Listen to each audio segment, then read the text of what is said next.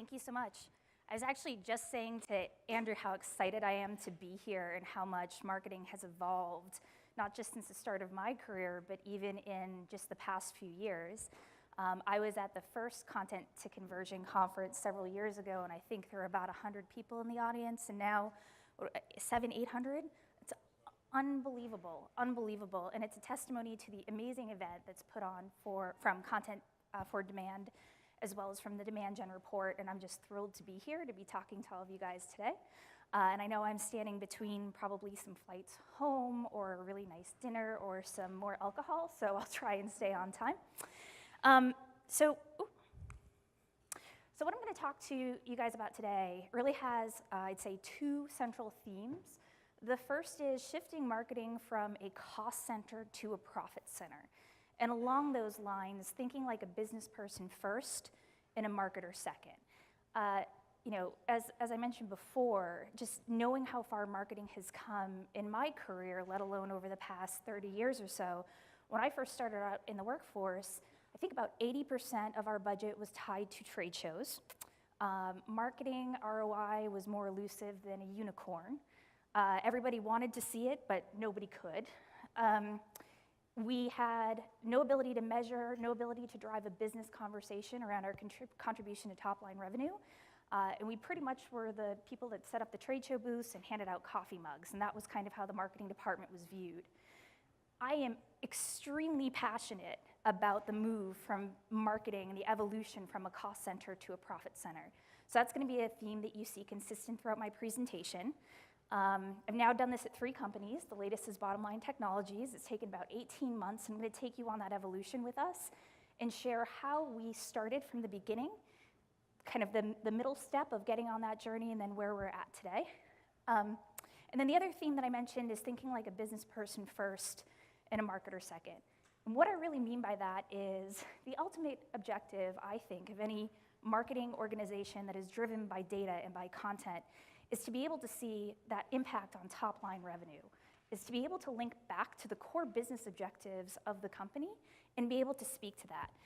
You know, this is my first role as a CMO. Previously, I was a VP of marketing. So this is my first role with a seat at the table with all of the heads of the business. And it's phenomenal to be able to stand there now, 18 months in, and have a conversation that is data-driven around the impact that this marketing organization is driving. It just shifts the whole dynamic from activity-based reporting and, activity-based, we're producing X number of white papers, X number of leads, to connecting to their business objectives. It changes the whole dynamic. So I'm going to start, the way you start to move from a cost center to a profit center is by building a revenue marketing engine. How many of you guys have heard that term before? Anybody? A few people. Okay. So what is a revenue marketing engine? 100% alignment with revenue objectives. So as you'll see when we go through the presentation, our planning process in marketing starts with, where's the revenue coming from? Bottomline is a pretty complex organization. My last company was pretty complex as well. We are a $350 million public company with a $1.2 billion market cap. We've grown through a lot of acquisitions, so they're kind of like random acts of marketing happening in piece parts all over the organization. And this was completely new for them, to have somebody that came in and said, okay, wait a minute, break down where the revenue's coming. You've got 5 lines of business. Which line of business is contributing the most? How are they going to make their number? And really focusing in on starting with the tough business conversations that led into a planning exercise. Closed loop reporting. Cannot stress this enough. Funny story, before I even joined Bottomline, I got the CEO to agree that the first project that I could roll out is implementing Marketo. Nothing else matters if you don't have the tools and the technology in order to measure your effectiveness. And so that's my only real mention about marketing operations and Marketo in this presentation, because it's not the focus. But I want to call it out because, again, that is of utmost importance. If you don't have reliable data with which to report your success back out to the business, forget it. Speaks to Marketo as well. It's so cool to be able not only to report on our ultimate objectives, contribution to pipeline, contribution to revenue, which is how my team is managed, but also to be agile, to be able to react, respond in real time. So we're having conversations that marketers didn't have even 5 years ago.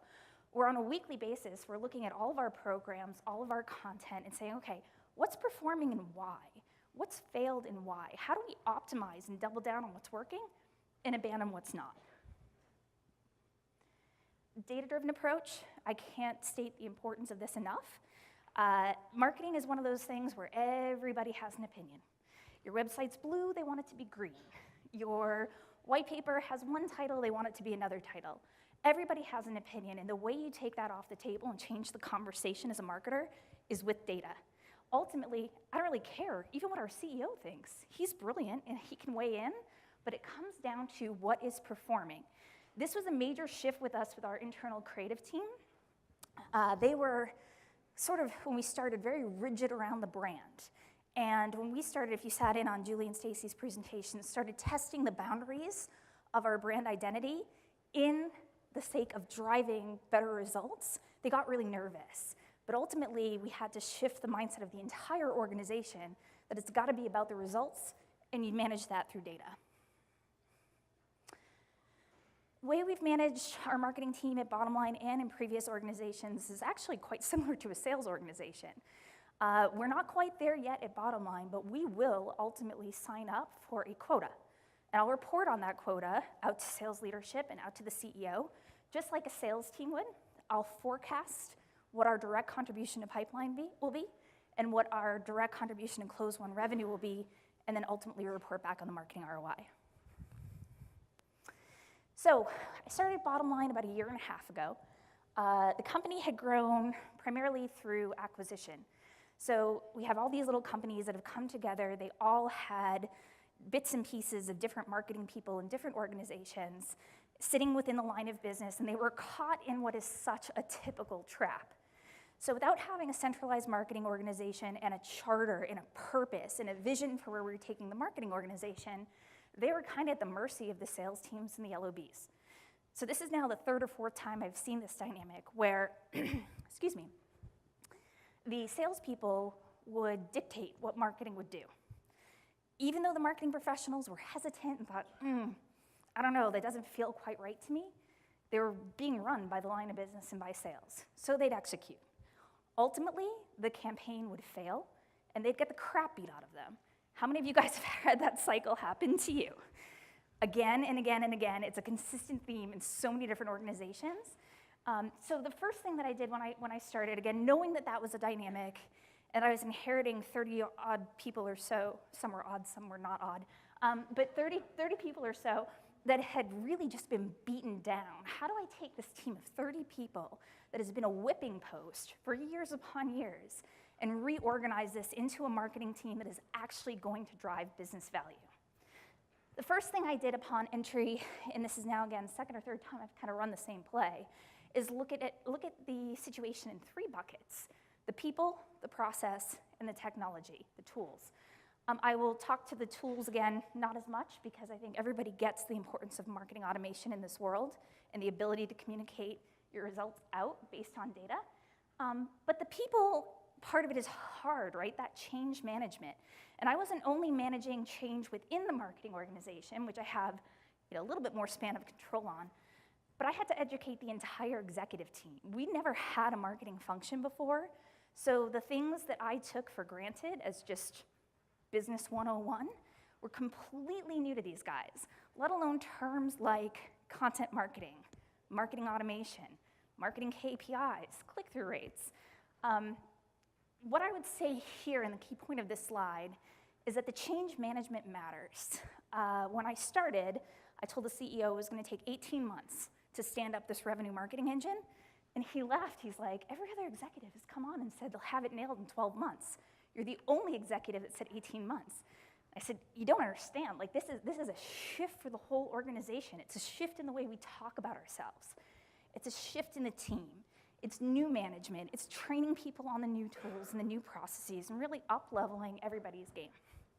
So this is kind of the first step in our evolution. So this slide gives you a sense of the timeline. That evaluating the people, process, and tools was really the first phase. I was fortunate enough to bring in a lot of talented marketers that I've worked with in the past to help staff my management team.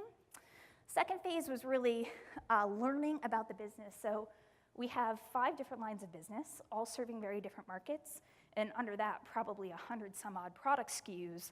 That's not an easy business to get your arms around. So there was a learning curve there. In the middle of that, we also acquired an Israeli security firm called Interlinks, and anybody who's worked at a big company where you acquire someone, it just kind of throws a monkey wrench into everything. We really began, our fiscal year starts in July. We really began our FY16 planning in earnest in April. And this is important because we kind of had to run 2 tracks, right? I couldn't wait 2 years to say, ta-da, here's this awesome marketing plan. At the same time, I didn't want to commit if I didn't have the inputs I needed to know that my team was going to be successful. So we kind of broke this up into 2 phases where we were running a set of programs for that part of the year, that 6 months, while in parallel, ramping with the intelligence that we needed in order to really feel good about our data-driven plans for the following fiscal year. So, excuse me, what does a revenue marketing engine look like?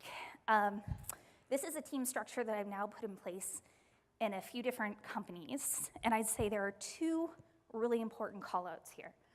The first is marketing strategy.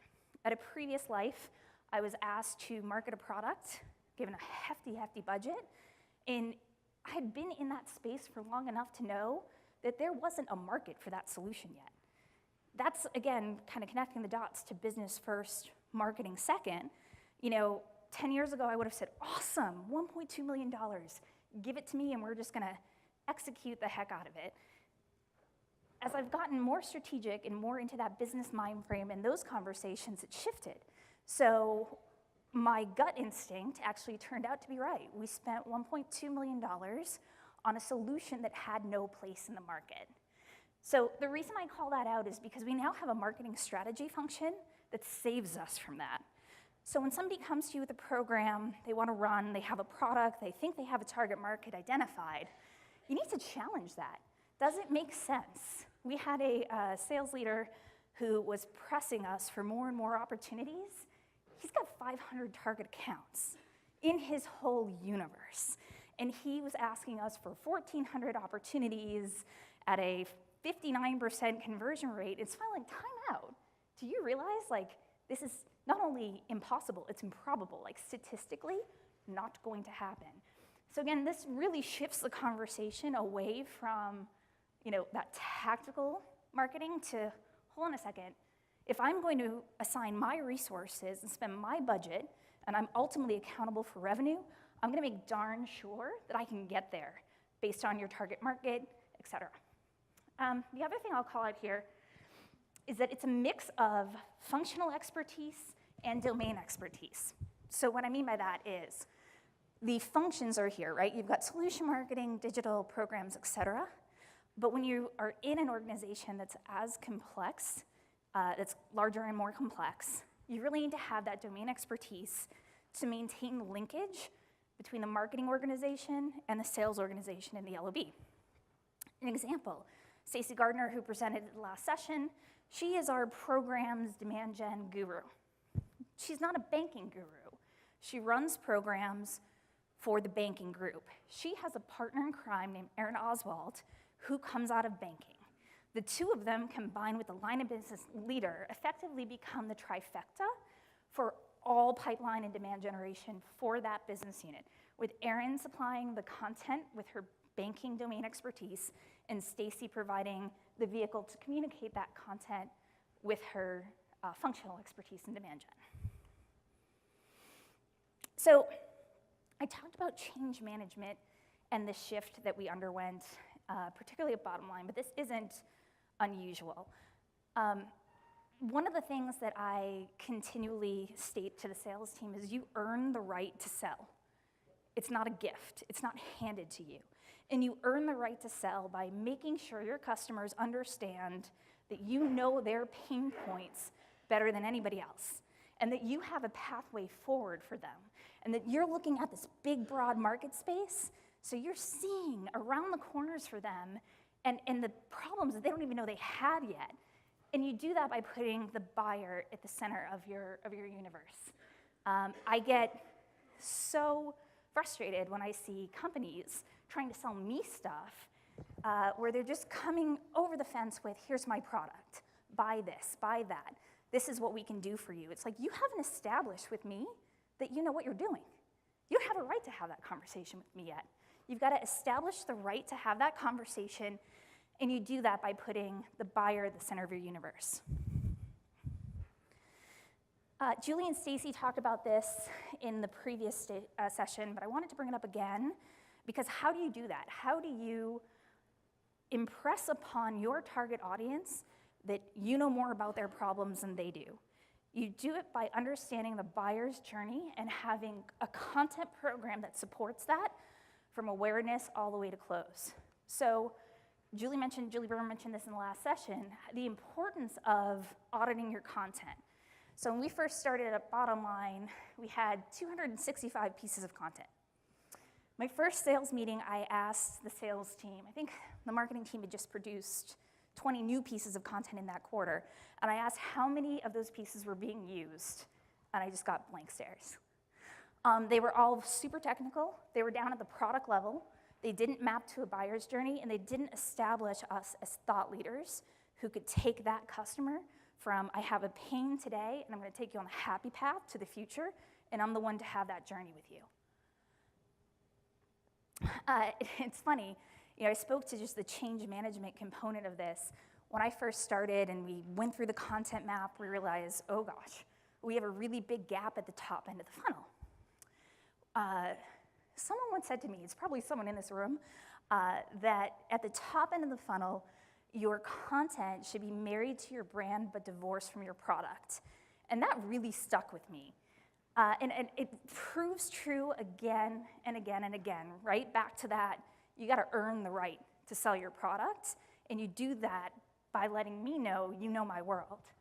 One of the more interesting, hairy stories when I first started on this whole journey was a line of business leader. We were about to embark on our first big content program. We were sponsoring a co-authored white paper, and within the white paper, there was one little nit talking about functionality that our solution didn't provide.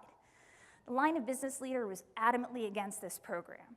And he said to me, well, what happens if people call and they want to talk about this one little nit of functionality? We don't do that. I'm like, you're missing the point. They called. That is the point of content at the top end of the funnel. So one of the challenges, and I'll speed it along because apparently I'm very long-winded. One of the challenges we had as a newly created marketing organization was, how do we get the organizations around us to scale to meet the demand of now producing a ton of content and really building out this revenue marketing engine? We had a small team of internal creative services folks, and we had to shift their mentality away from, again, I need to be so married to the brand, to we need to be focused on ultimately the results. But the other lesson learned here is that it is really rare to find one agency or one firm or one internal creative team that can do it all and do it all well. So one of our strategies here and in previous companies was to really employ a diverse set of partners that are best in class at what they do. We won a Killer Content Award today for our work with Content for Demand and Spear Marketing. We've won Killer Content Awards with Bulldog Solutions in the past. We really try to pick the people that are best in class at their function and partner with them for success. So, all of this input, the content map, scaling creative, I mentioned that we couldn't wait 2 years to have a marketing plan. So this was kind of the first evolution of our marketing plan, which is very, very tactical. And it's not ultimately where we want to be, but we now had enough information to populate a plan that would be good enough, and certainly better than anything that was done in the past, but still not optimized around those business discussions that we want to have. Very, very tactical. And because we had to measure something, we were producing a scorecard that was activity-based. Again, very tactical. We had not made that shift from tactical to strategic, from cost center to profit center. So we had to read out on what we were doing. So again, very, very tactical. We produced X number of white papers, drove X number of inquiries, et cetera. Meanwhile, we were working toward this. How do we ultimately align our resources with the business revenue performance objectives? I would say two things. One is if you start a new job in marketing and they pressure you for a plan right away, I'd call time out and say, in order to put together a plan that's going to be meaningful, there are so many different inputs that you need, especially in order to get to this, right? So what I like to do is build a predictable revenue model based on marketing investment. And to do that, I really need to know a lot of metrics that are even out of my control. What's your total addressable universe? What's your average sales cycle? What's your conversion rate? What's the average deal size? How quickly do these deals close? And in order to do that, the sales team has to ask a lot, the sales team actually has to come up with a lot of data as well. This was challenging to get at. A year ago when I started this and went to certain sales leaders saying, okay, you gotta give me all these metrics. They didn't have their arms around them. So it's also a really good way to up-level the conversations with sales and raise up your colleagues to have a conversation that is very specific to each line of business and each product in order to build a predictable revenue model. So the way we organize ourselves now heading into the new fiscal year. So our starting point was really traditional marketing. In fact, my first week on the job, somebody executed a postcard campaign. Hadn't seen that in years. Then we had the midway point, which was tactical, but we had enough information to be dangerous. And then heading into this planning cycle, we really pushed the business and we pushed their comfort level to organize around big bets. And we call them key plays. So an example on a big bet would be, we just acquired a new solution and we're banking on being able to sell that into a certain subset of our customer base, and that's gonna be 20% of the revenue for this fiscal year. We're gonna make a big bet there. It's also important to understand where we don't play. We have solution areas, this is common across many companies that I've been at, where literally they have 10 prospects, 10 really big, weighty prospects. Now, sure, we could potentially have influence on those, and we may or may not decide to support those. But ultimately, if you have a sales team with 5 people and they have 10 prospects, pick up the phone, guys. Like, this is where marketing is gonna play best. And I try and stay away from influence whenever possible. It's not always possible to stay away from it. And I tend to lean very heavily toward direct contribution to pipeline and direct contribution to revenue. And those are the conversations that we're having in the business planning process, right? So business first, marketing second. Let's evaluate where you're gonna drive your revenue and make decisions together with sales on where marketing should play.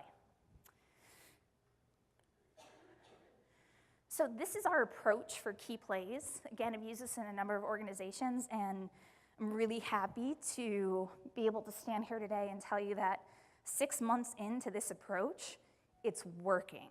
So we caught a little bit of flack as a marketing organization for being too planned. Again, we're asking really difficult questions of the sales leaders about their business that they've never had to answer before. So we got a little bit of flack. We're too mired down in the planning. We're not executing fast enough. We heard it all, right? But 6 months in, it is definitively working.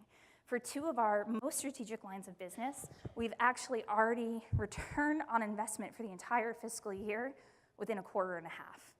So while we caught a lot of flack for forcing the business planning conversation, it works. So we start, as I mentioned, with the business planning conversation with sales. This has to be done in conjunction with sales. So then beyond that, one level down, okay, you know what your revenue target is, Mr. Savage. How are you gonna make it? How are you structuring your sales team? Another disconnect is we have a channel team that doesn't get comped on channel deals. Why am I gonna send leads over the fence to that channel team? They're not gonna do anything with them. They're just gonna sit there. So those are the conversations that you really should be having at the beginning of your planning cycle. Those inputs drive how are you gonna allocate your resource, and from there it's more general marketing speak, right?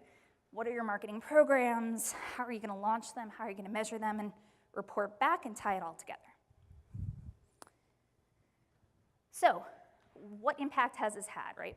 So we talked about the beginning stages of cost center, evolution to having something more tactical in place, and now we're to the point where, as I mentioned, at my quarterly business review, the last quarterly business review that we had, it was the first time I was able to stand up and say we drove this much direct pipeline contribution, we drove this much revenue contribution, and we're on track to produce this much as an ROI. And that has just completely turned the tables with the entire organization. And unless or until you're able to do that, you'll never get out of those tactical conversations with the executive team. And it's having those more business-oriented conversations and being able to talk about the evolution from a cost center to a profit center that gets us budget, gets us resources, and ultimately builds confidence in the marketing organization as more than just the group that pops up the trade show booth and hands out coffee mugs. Ultimately, though, what does this mean for the business? Again, going back to that change management and education component of this, I kind of came into a lot of situations assuming people know more about marketing than they really do. And so, Stacey mentioned this in our last presentation. Ultimately, in order to communicate effectively to the sales organization and the business executives, it comes down to what the heck does this mean for me? If I'm giving you $1 million of budget, Christine, what do I expect on the other end? And how do all these pieces tie together? We talked about the different components of a revenue marketing engine at the beginning. And one thing I failed to mention, but is so critical, is that they all have to work together. You can't have them in isolation. So planning around sales revenue objectives, but not being able to measure, won't work. Mapping your content and having a content strategy, but not being able to measure your content in terms of dollars, won't work. All these pieces really do have to work together to become a revenue marketing engine. And these are just some of the KPIs that we use to communicate with our executive team on what impact that's really having. We tend to have really long sales cycles, complex enterprise sales, so it could be 18, 24 months before we see an actual return on our investment. So this is our way of now communicating, not just communicating, quantifying the impact that this is starting to have on the business before I can definitively point to closed revenue for all of the solutions. Some I can, some I can't. Same thing here, global marketing KPIs. Just educating the organization on what all these things mean. I flashed this up at my last quarterly business review, and I had questions from the audience, what does this even mean? And kind of going back to basics and saying, okay, these aren't just my team's metrics and I'm showing off how great my team is. There are industry measures and industry benchmarks around all of these KPIs, and that's what we're tracking again. So it's kind of don't take my word for it. There are benchmarks, and here's how we're performing against those. What else did I want to say on this one? Again, it also shows the life cycle of a key play, right? Starting with your more touch metrics and website page views and email touches to getting more and more into conversion rates, opportunities generated, the time to add dollars to an opportunity increasing, and then the fact that the average deal size from marketing is now 56% higher than it was last quarter. Those stats are meaningful. I can't yet exactly tie to close one revenue again for every single product and every business line, but that's the stuff's going in the right direction slide with the line of business. Of course, all of this is meaningless unless you're communicating effectively with sales. I can't tell you the number of conversations I've had with sales leaders who say, well, you can't send email. We get too many emails. Okay, well, what about Salesforce chatter? Nobody goes in Salesforce, they're on the road. How about a blast text message? No, text is personal. Smoke signal or carrier pigeon, guys? Take your pick. I'm totally out of other options. So one of the things that I'm really, really passionate about is setting up a clear and consistent cadence of communication and just drilling it home with them. So we probably lean toward over-communicating a bit too much, but we have a template for all the different types of things we're going to send them. So an example would be a campaign alert. Every time we do a campaign, we send out a note that says, this is who we're targeting, this is how many people we're targeting, here's the asset we're using, here's the key message. And by the way, if you want to execute this, click here, and it drops them right into Salesforce to execute a campaign against their own contacts. So really trying to connect that linkage more and more with the sales organization, not only communicating out, but engaging them in the process to promote the content and promote the campaigns. Okay, you can feel free to throw things at me for the worst summary slide ever. I was clearly losing steam at this point in the presentation development. But I kind of wanted to hit the kind of 3 key points. The first is marketing automation. Again, I hit on it quite briefly, but it's the only way you're going to get there. I cannot stress the importance of making sure you have the right tools, the right technology, the ability to measure your impact enough. It's just critical. Second point is that creativity is not dead. I didn't really mention this one either, so poor planning on my part, but one of the things I did want to mention is that you've all been at this session for 2 days talking about content. I've now worked at several organizations that have a reputation for being a bit stodgy, a bit reserved. I'd hear, well, we sell to these banking executives, they're very conservative. And what I have found time and time again is that you have to find a way to creatively break through the noise, because they get pinged by vendors 25 times a day. The name of the conference, we're here to talk about B2B marketing, but at the end of the day, you're communicating to a human. An organization as an entity does not make a buying decision. There's a human that is driving that buying decision. And chances are, unless you're like my in-laws, that person has a sense of humor. And so finding a way to tap into that person to person, what's gonna make them react, respond, open the campaign email, engage with our content, you've gotta be creative and break through the noise, and you've gotta test the boundaries a little bit. We've done a number of campaigns tying our value proposition to everything from a zombie apocalypse when we were marketing disaster recovery, to going home to visit your family that's a little bit cuckoo over the holidays if you're an IT professional, to a James Bond Mission Impossible type theme, and it works because it breaks through the noise. And last is the point that I probably said the most up here today, which is business first, marketing second. If you want to have a seat at the revenue table, if you want to have a place in the strategy of the organization, that's where it needs to originate from. Business first, marketing second, and that's it.